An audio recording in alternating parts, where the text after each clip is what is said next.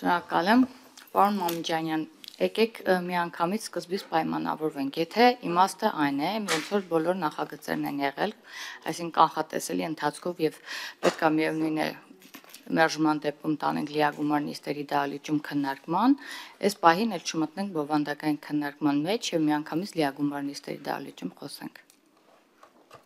Խնդրեմ, պարոն Մամիջյան։ Սա է հարցը։ Ես չգիտեմ Տիկին Ղազարյան ինչ ընդհանրացում եք անում, ես առաջի անգամ եմ այս հանձնաժողովում օրինագիծ ներկայացնում, չգիտեմ ոնց որ միշտ ոնց է լինում, այնպես որ ձեր հարցի առաջի հատվածին պատասխանել չեմ կարող, դա մեկ։ Երկրորդ, բովանդակային քննարկման հետ կապված, եթե դուք պատրաստ եք մտնել իմ հետ բովանդակային քննարկման մեջ ազգային ճգնաժամի եւ կառավարման ձախողման մասին վերտառությամբ հոդվածի վերաբերյալ, ես այսօր ամբողջ օրը կկատեմ եւ մեծ սիրով դրան կտրամադրեմ, բայց դժվար թե դուք այդպիսի բան անեք։ Մինչև Տիկին Ղազարյանին արձագանքի իրավունք տալը, ասեմ, պարոն Մամիջյան, որ ազգային ժողովի պատգամավորի հիմնական գործերի հիմնական պարտավորությունը ազգային ժողովի նիստերին եւ հանձնաժողովի նիստերին մասնակցելն է։ Եթե անհրաժեշտ է, սաղորը կնստենք ստեղ եւ քննարկենք, եթե նման կարիք եւ ցանկություն առաջանա։ Առաջի անգամ եք հանձնաժողով, մեր հանձնաժողովի համար նորույթ չէ, 1, 2, նույնիսկ 3 օր նիստ անելը մենք պատրաստ ենք եւ մենք դրանից որևիցե եղանակով չենք խորշում։ Խնդրեմ, Տիկին Ղազարյան։ Շնորհակալ եմ։ Կարծես թե ձեր պատասխանում են պատասխանել կար, որ միևնույն է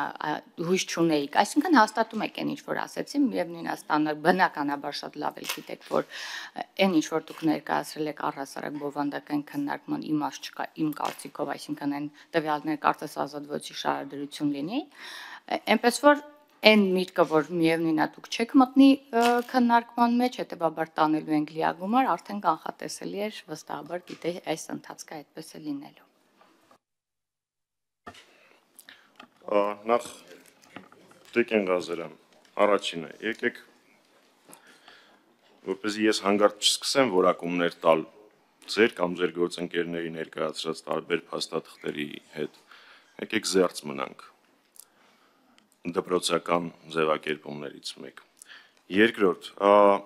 նորից վերահաստատեմ, եթե դուք ես վերտառությամբ հայտարարության վերաբերյալ բովանդակային քննարկման կարող եք մտնել, ես սիրով կազատեմ իմ ամբողջ օրվա գրաֆիկը եւ ամբողջ օրը ձեր հետ այն բովանդակային կքննարկեմ։ Առավել եւս, որ վստահեցնում եմ ձեզ, որ այս հայտարարության մեջ չկա նույնիսկ մեկ ստորակետ, որը մենք չենք կարող հիմնավորել։ Ինչ վերաբերվում է, թե ինչ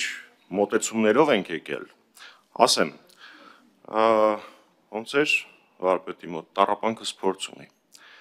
Երբ մենք եւ Հայաստան խմբակցությունը համատեղ COP29-ին ընդառաջ առաջարկում էինք ազգային ժողովի հայտարարության տեքստ գերիների հետ կապված, ընդհանրական դա COP29-ին էր, որը իր մեջ պարունակում էր մեսիջներ միջազգային հանրությանը, Ադրբեջանի ղեկավարությանը եւ այլն, այն ժամանակ էլ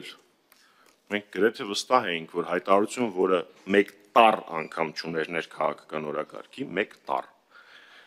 պիտի որ առանց որևէ խնդիր ընդունվի, բայց ձեր խմբակցությունը այն տապալեց, այնպես որ իմ սպասելիքների տեսանկյունից ես այդ ժամանակ սովորեցի, որ սպասելիքներ կպեից ունենալ չարժի։ Շնորհակալություն։